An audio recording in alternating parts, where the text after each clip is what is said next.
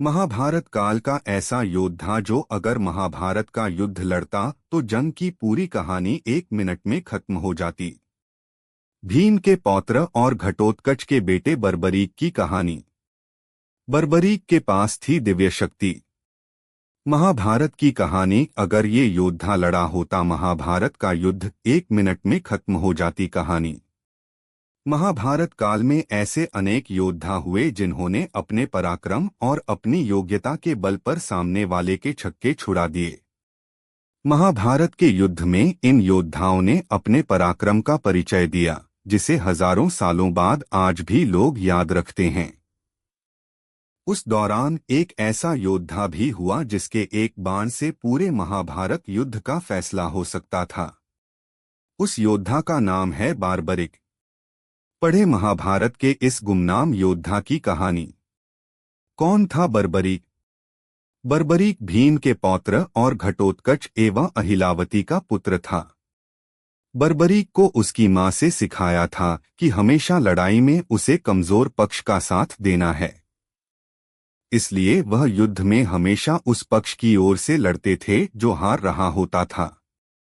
बर्बरीक को उसकी मां ने ही युद्ध कौशल सिखाया था।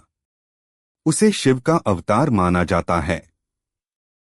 वहीं कुछ कथाओं में इसे यक्ष का इंसानी रूप में पुनर्जन्म भी कहा गया। बर्बरीक के पास थी दिव्य शक्ति। बर्बरीक बहुत पराक्रमी योद्धा था। कहा जाता है कि अपने तप से उसने दिव्य शक्ति हासिल की थी। बर्बरीक के पास 3 ऐसे बाण थे जिससे युद्ध क्षेत्र में पूरी सेना का 1 मिनट में खात्मा किया जा सकता था। ये बाण अपना लक्ष्य भेद कर वापस उसके पास आ जाते थे। इसी वजह से बर्बरीक को कभी कोई हरा नहीं पाया था। महाभारत के युद्ध में क्यों नहीं लड़ पाया बर्बरीक? बर्बरीक महाभारत का युद्ध लड़ना चाहता था, इसलिए वह कुरुक्षेत्र के लिए निकल पड़ा। श्री कृष्ण को जब पता चला तो उन्हें लगा कि बर्बरीक आ गया तो युद्ध का परिणाम उलट जाएगा। इसलिए कृष्ण एक ब्राह्मण का भेष धारण कर बर्बरीक के सामने पहुंच गए। जब कृष्ण ने बर्बरीक से मांगा शीश, श्री कृष्ण ने ब्राह्मण के भेष में बर्बरीक से भिक्षा मांगी। जब बर्बरीक ने पूछा कि भिक्षा में क्या चाहिए तो कृष्ण ने उसका शीश मांग लिया। बर्बरीक को पता चल गया कि ये कोई सामान्य व्यक्ति नहीं है। उसने पहचान पूछी तब श्री कृष्ण अपने असली भेष में आ गए। फिर बर्बरीक ने कृष्ण को साक्षात देखकर अपना शीश उनके सामने अर्पित कर दिया। बर्बरीक ने रखी शर्त।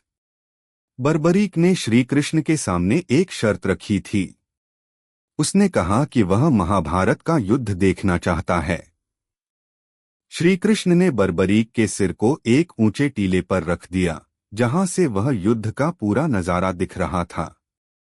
इस तरह बर्बरीक की ये कामना भी पूरी हो गई। वहीं श्री कृष्ण ने बर्बरीक को वरदान दिया कि कलयुग में उसके अवतार को श्याम के नाम से पूजा जाएगा। कहा जाता है कि राजस्थान के सीकर में खाटू श्याम जी बर्बरीक के रूप में ही प्रकट हुए थे। रोजाना हजारों लोग खाटू श्याम जी के दर्शन के लिए पहुंचते हैं।